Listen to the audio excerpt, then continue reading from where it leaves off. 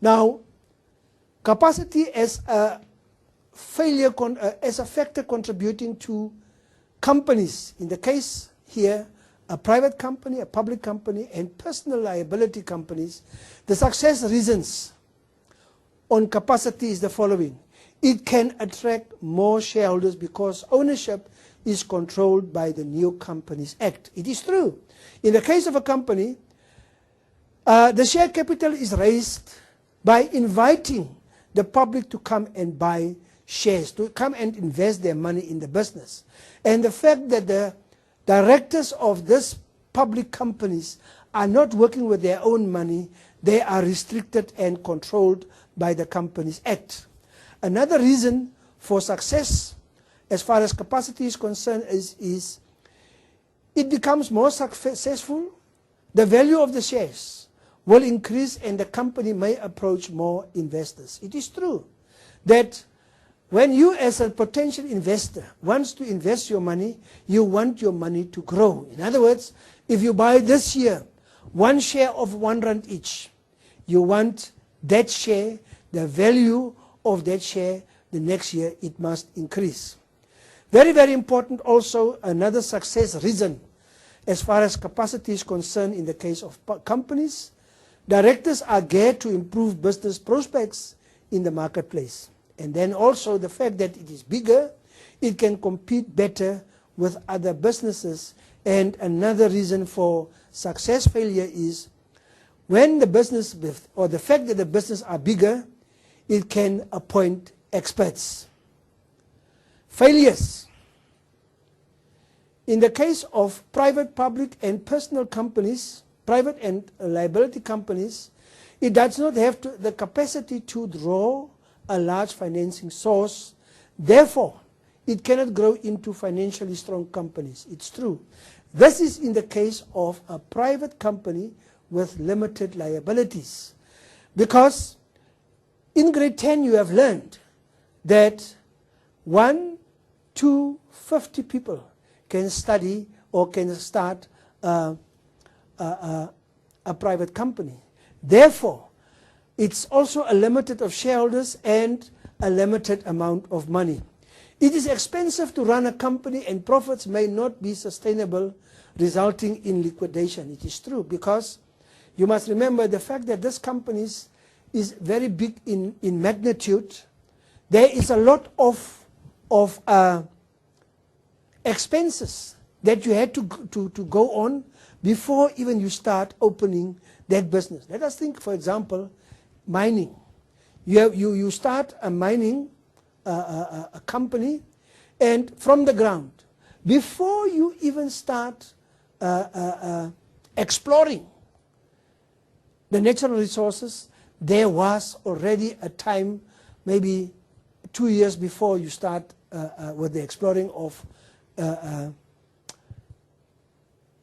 the resources, you have spent already almost millions and millions of rands. So this is what the capacity as a factor contribute to the success or to the failure. Now, the legal structure. The legal structure is, we have got sole traders, the form of ownership, sole traders and partnership.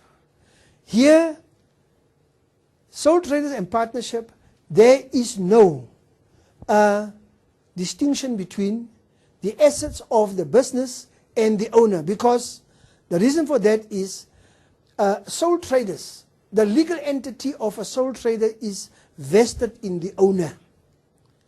The debts of the owner and those of the firm are considered as a single entity. The principle of unlimited liabilities applies in the form of this form of ownership. In the case of partnerships, once again, as in the case of a sole trader, the law does not distinguish between the assets of the business and those of the partners. The debts of the partners and the business are considered as a single entity. And then when we come to a close corporation, they say the participants of a close corporation are called the members. Each member's interest is expressed as a percentage. For example, if there are 5 members, the total interest of the 5 will be 100%.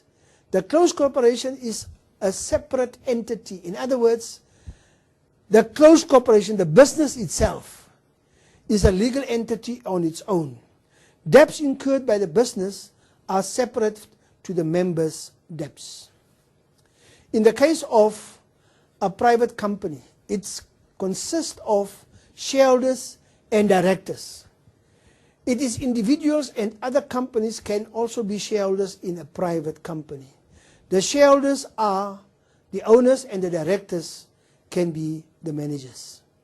And then the law considers the company as a separate entity to the shareholders. What does it mean? It means that if you start a private company and the company has got liabilities, and because of the liabilities is higher than the assets, the business becomes can become bankrupt. And in the case of bankruptcy, the business cannot pay all its debts. So what they are going to do is the shareholders, the owners of this specific private company, will not lose their private assets or belongings, and they say that the assets and the debts belong to the company and are separate of those to the shareholders. The very same with the public company. They say it consists of shareholders and directors. Individuals and other companies can be shareholders. In other words, one company can buy shares in another company, and then this company is then also a shareholder of another company. The law considers the company as a separate entity to the shareholders. There's a difference between the shareholders of a public company and the company itself. And then the shareholders are the owners and the directors are the managers. Now, very important, the directors of the company, the public company, who are the managers, has been chosen from the shareholders of the company. Let us look into legislation as a second factor that can influence the success or the failure of a business. Remember very carefully what I have said in the beginning. I've said that the sole trader, the partnership, and the closed corporation, I have grouped them together and cover all these reasons for the success or the failure as far as the factor is concerned, because these three forms of ownerships are very, very near to each other. Legislation. Why it's contributing to the success of a sole trader and a partnership and a closed corporation is for the fact that it is easy and not expensive to establish. CC can no longer be formed, but can continue to operate with for 10 years. It may apply for local tenders. In other words, if you are a sole trader or if you are a partner of a partnership, the partnership can and may apply for local tenders, not for national tenders, but for local tenders. Owners, partners are more motivated to make a success because their personal possessions are at risk here. You have learned that in the previous one of capacity. We say that the legal entity concept is vested in either the partners or the sole trader. Reasons for failure as far as legislation is concerned. Liability. They say here that the owner is unlimited liable. It is true. Because the owner, the partners are vested, or the legal entity is vested in the partners and the owner. They say a partnership may fail if one partner incurs debts which the business cannot repay. If one of the owners dies, if one of the partners dies, no continuity. If a partner dies or retires, the remaining partners need to draw up a new agreement. In the case of a closed corporation, while legal legislation can also be a failure factor, is for the fact that it is expensive to appoint an accounting officer. The Acts on Close Corporations requires that a